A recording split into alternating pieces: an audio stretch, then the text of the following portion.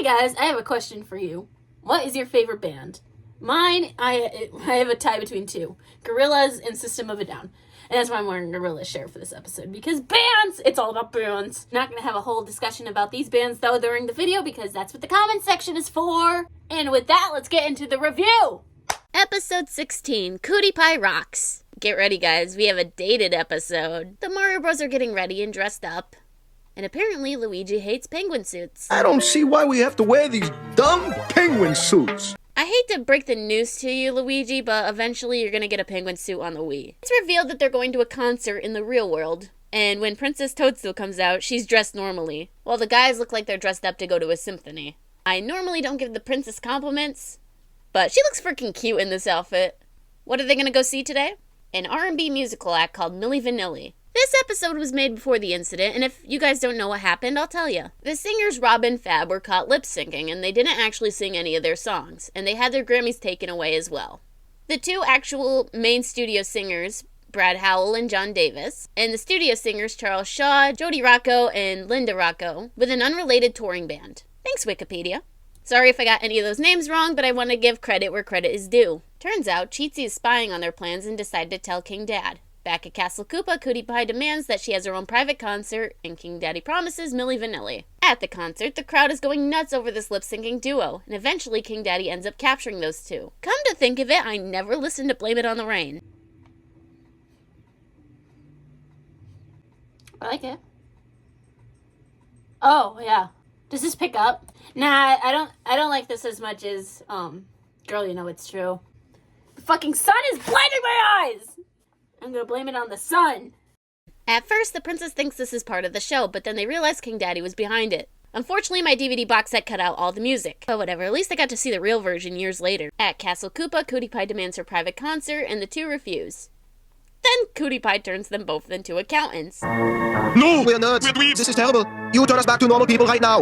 Even though I find the joke a little funny, have some respect, Milli Vanilli. Accounting is a respectable job. Someone sits at a desk all day and does your fucking taxes. I don't want to hear that crap from two guys passing themselves off as singers. If being an accountant is a geek, then I don't want to be cool. Fun fact, my grandpa just retired as an accountant. And he's the most badass hard worker I know. They also diss the Beatles in this. I will turn you into Beatles. Great. Who wants to be a band from the 60s? At least they sing their own songs, haha. Also, I didn't know who you guys were until I watched this episode as a kid. I knew who the Beatles were, not you guys. Look, Miss Reptile, we can't do the concert for you. We don't have the backup band. We also need a CD so we can lip-sync do it. Sorry, that was a horrible impression. The Mario gang finally come to the rescue dressed as a band, because that's what they need, a band. Cutie Pie then turns Milli Vanilli back to their old selves. I love the name that Mario gave their fake band. Backups are we. And the scene goes as expected for someone who doesn't know how to play instruments. So Cutie Pie is definitely tone deaf, because she's enjoying this. Everyone then eventually escapes, and Cutie Pie complains that they left, but King Daddy isn't having it.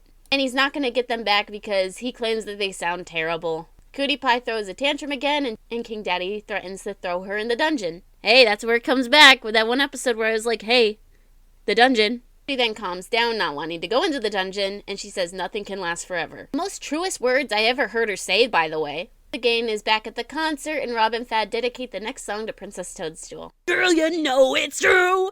Ooh, ooh, ooh. I don't know how to feel about this episode. It's definitely dated. This scandal happened before I was born, so, like, honestly, I don't really care. Heck, I didn't even know these guys were real, which is funny. I thought they were a fictional band. You know, it makes sense for the cartoon at the time. Lip syncing has been also very popularized in media lately. For example, we got RuPaul's Drag Race, and we also have TikTok. Everyone does lip syncing on TikTok. But the problem with Milli Vanilli is that they were passing them off as the actual singers on stage singing the songs. But no, it was all fake. It's kind of scummy. Besides Milli Vanilli scandal, this episode was alright. I don't have a lot to say about it. I thought it was funny when the Mario gang came up in their little band and just played super terribly. And another thing real quick I found on the wiki. I like finding fun facts about the dubs and shit. In the Brazilian Portuguese dub, Cutie Pie is groaning as Milli Vanilli laughs at her threat, transforming, gets removed. And this is what I don't understand. It says, on a related note, Cutie Pie transforms Milli Vanilli into playboys instead of accountants.